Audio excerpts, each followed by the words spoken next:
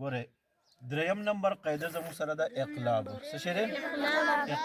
اقلاب څه ته ویلی شي؟ ګورې ورته نون ساکن یا تنوین نه وروستو با راشي. نون ساکن یا تنوین به میم سره بدلو او غنه بکو، دې ته اقلاب ویلی شي. نون ساکن یا تنوین نه وروستو با راشي. څه راشي؟ با. نو هلته کې به د نون او ساکن یا تنوین چې کوم دی دا به په څه سره بدلېږي؟ میم سره. په څه سره بدلېږي؟ میم سره بدلېږي. او بیا به پکې مونږ څه کو دویم نمبر باندې غنه به کو. څه به کو پکې؟ غنه څه ته ویلی شي؟ پوزې ته اواز وړل. نو دې ته ویلی شي اقلاب. اقلاب بدلول. څه شي؟ چې تا نون ساکن او تنوین دې په څه سره؟ په میم سره بدل کو. په څه سره یې بدل کو؟ نو د دې وجې نه ورته څه ویلی شي؟ اقلاب ویلی شي. ګوره مثالونه ګورئ. من بخیله، اوس دلته ګورئ من بخیله کې دا نون ساکن دی. نون باندې لپاس ساکن جزم دی که نه؟ دې ته نون ساکن وي. د دې نه وروستو بیا بل ټکي دلته څه راغړمبې؟ با راغلې ده. د نون ساکن نه وروستو څه راغله؟ با. نو چې کله نون ساکن نه وروستو با راشي نو نون به بیا دا ساکن به نون ساکن به بیا موږ څه سره بدلو؟ نو دلته کې اکثر په قرآن کې په قاعده کې څه لیکلی؟ وړوکی میم لیکلی. نو ته په کوم ځای کې وړوکی میم لیکلی شو پوه شې دلته قاعده د څه ده؟ اقلاب ده. من بخیله.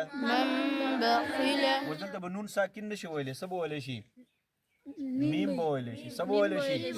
میم. نون ساکن به دلته نشي ویلی. دا یو مثال شو. اوس دویم مثال ته ګورئ. لا ينبذن. اوس لام زبر لا یا نون پیش یون. نون ساکن راغلی دلته که نه؟ څه راغلی دی؟ نون ساکن راغلی دی. خو د نون ساکن نه وروستو بل څه راغلی؟ با. نو چې کله د نون ساکن نه وروستو څه راشي؟ با راشي نو هلته به بیا موږ څه کوو؟ د نون ساکن به په څه سره بدلو؟ نون ساکن به په څه سره بدلو؟ میم سره بدلو.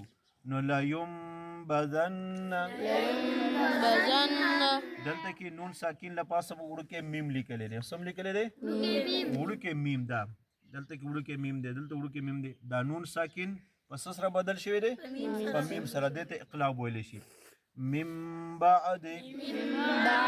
اوس دلته نون ساکن دی. نون ساکن نو سره راغلی دی حرف با. نو دلته نون ساکن به موږ په څه سره بدلو؟ په میم سره. او څه به پکې کوو؟ غنه به پکې کوو. نو نون به دلته من بعد به نه وایو. څه به وایو؟ من بعد. غنه به کوو اواز به پوزې ته وړو. دا د نون ساکن دپاره مثال شو. اوس د تنوین دپاره څه مثالونه دي؟ داسې نور هم راغلي خو دا یو مثال یاد ساتئ. لنسفعا بالناصیة. لام زبر لا نون سین زبر نس فا زبر فا. لنسفا. دلته عین راغلی که نه؟ عین لپاس څه راغلی؟ دو زبر تنوین راغلی که نه؟ خو وروستو کې کوم حرف راغلی دی؟ با. نو اوس دا تنوین تنوین به مونږ په څه سره بدلو؟